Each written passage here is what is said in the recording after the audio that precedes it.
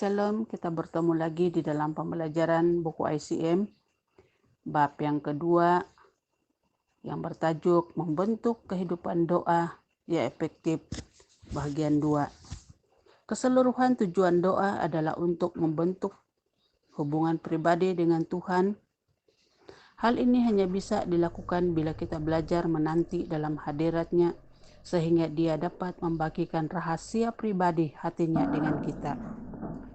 Untuk memiliki hubungan pribadi yang akrab dengan Tuhan, kita perlu memahami keinginan dan tujuan Tuhan bagi umat-Nya, bagi yang tersesat, dan bagi segala yang berkaitan dengan perjalanan kita sehari-hari bersama Dia. Jika kita bergaul dengan Dia dalam doa dan persekutuan, maka keinginannya mungkin menjadi keinginan kita. John Wesley pernah berkata, tampaknya Tuhan dibatasi oleh doa kita, bahwa Ia tidak dapat melakukan sesuatu bagi manusia kecuali seseorang meminta kepadanya. Selintas lalu pernyataan itu sepertinya meragukan. Namun bila kita baca dalam Kejadian 1, setelah Tuhan menciptakan manusia, Dia berkata, Adam, saya memberi kamu kuasa atas segala ciptaanku. Oleh sebab itu Adam berkuasa atas bumi dan semua yang Tuhan ciptakan.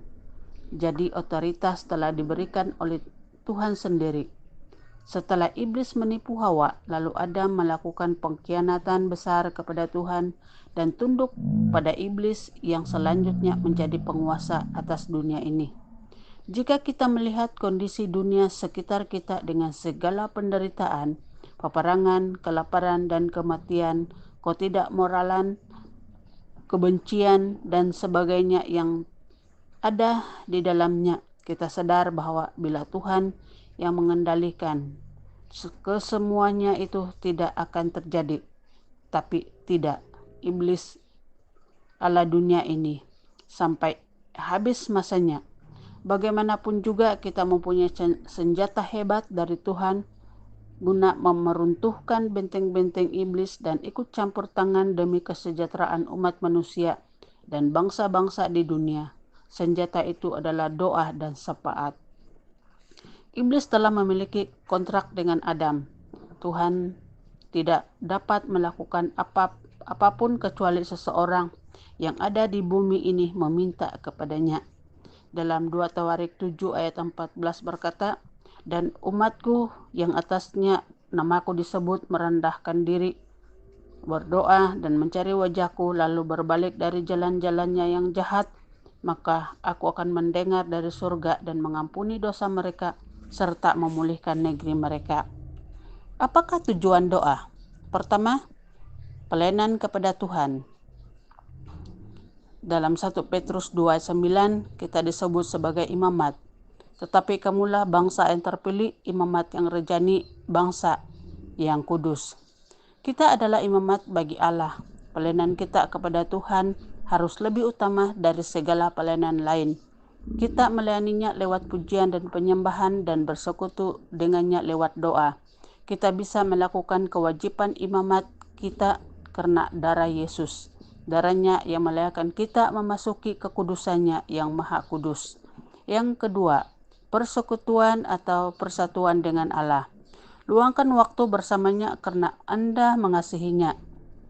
Bercakap-cakaplah, yakni dengan berbicara kepadanya dan mendengarkannya.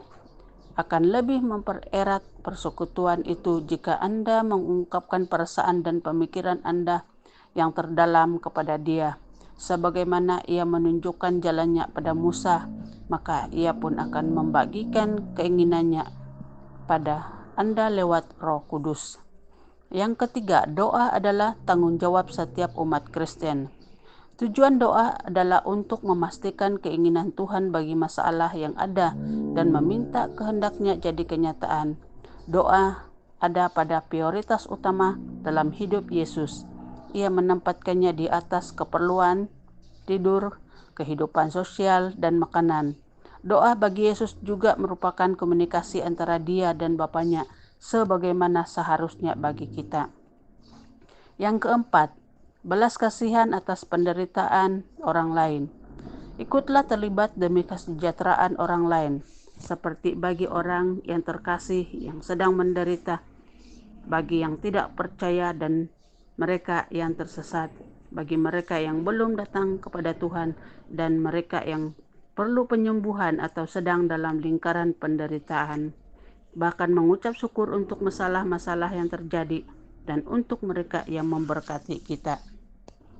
Akibat-akibat doa. Yang pertama, doa membawa akibat bagi kerajaan Allah dan Allah disenangkan.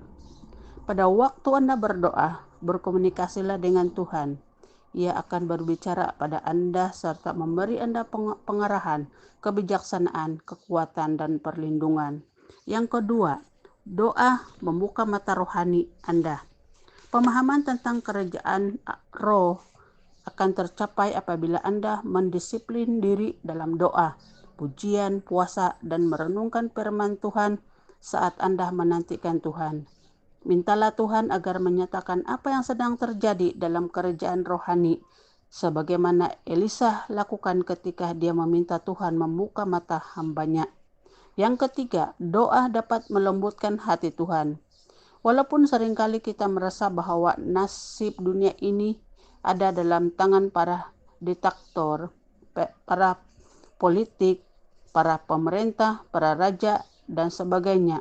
Tapi seringkali pula orang Kristen yang berdoa dapat mengubah peristiwa sejarah Anda dan saya mungkin punya pengaruh sekuat.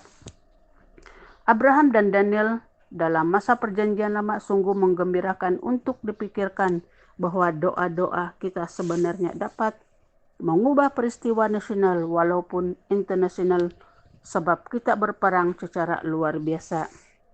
Yang keempat, melalui doa Anda menerima wahyu. Tuhan akan menyatakan pada Anda lewat Roh Kudus tentang apa yang Dia ingin Anda doakan, dan Dia mungkin menjelaskan permasalahan dalam hidup seseorang atau dalam situasi tertentu.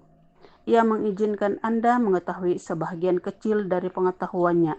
Anda harus mencari bimbingannya yang jelas sehubungan dengan jalan yang diwahyukan ketika Anda berdoa.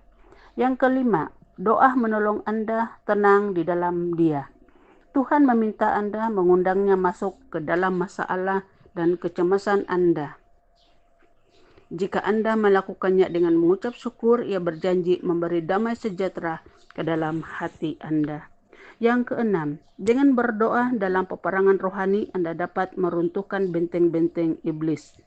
Jika Yesus harus bertempur melawan iblis dalam cobaan di padang gurun, Anda juga dapat menang seperti Dia, yang menang melawan iblis sebelum melayani rakyat.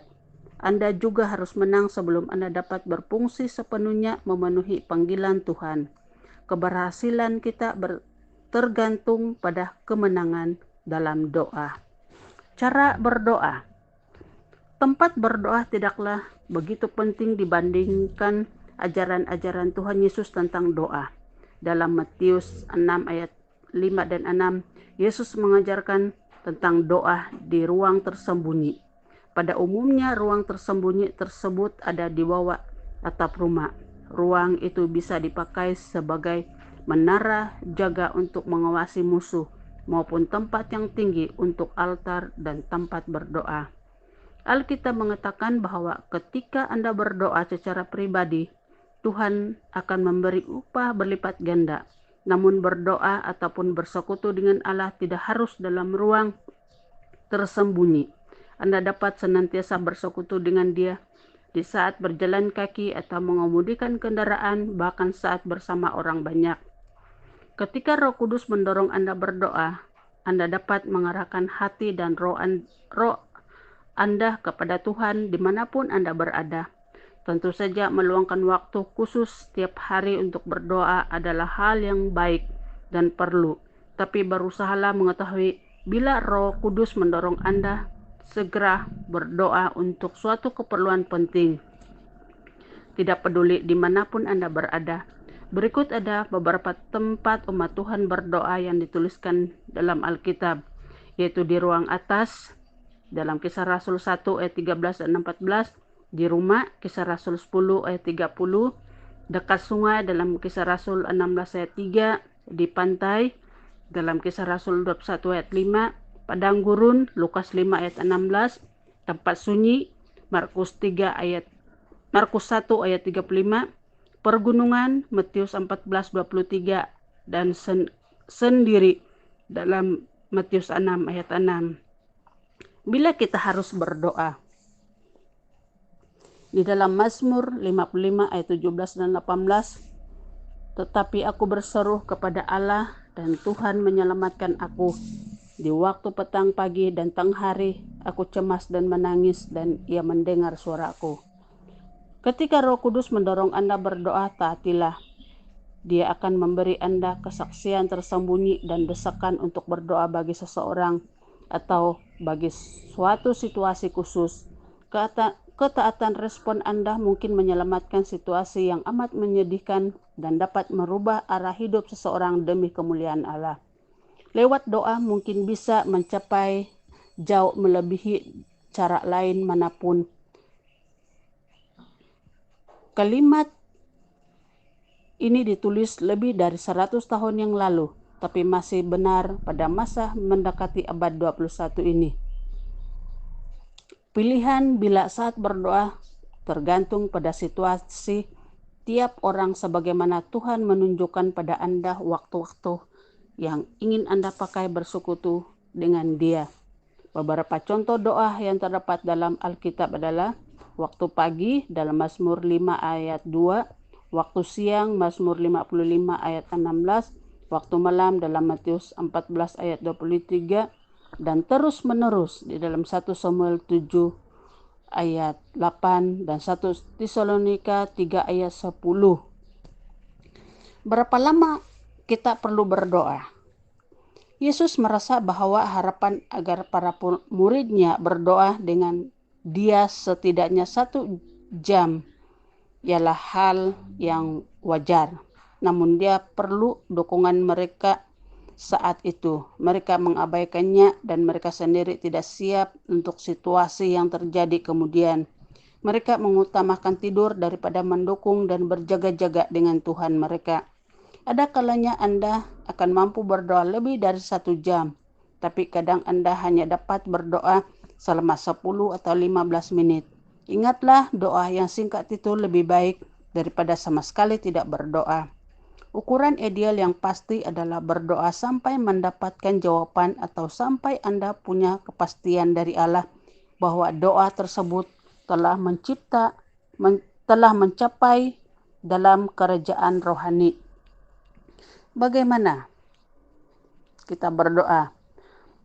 Dengan berdoa terus-menerus sampai Allah memberi kedamaian tentang situasi yang terjadi. Pujian membawa kemenangan. Jadi puji Dia dan ucapkan syukur atas kemenangan yang diraih. Kadang jawaban atas doa datangnya lama, tapi jangan menyerah. Ingat bahwa jawabannya bukan menurut manipulasi kita, tapi menurut waktu Tuhan yang sempurna.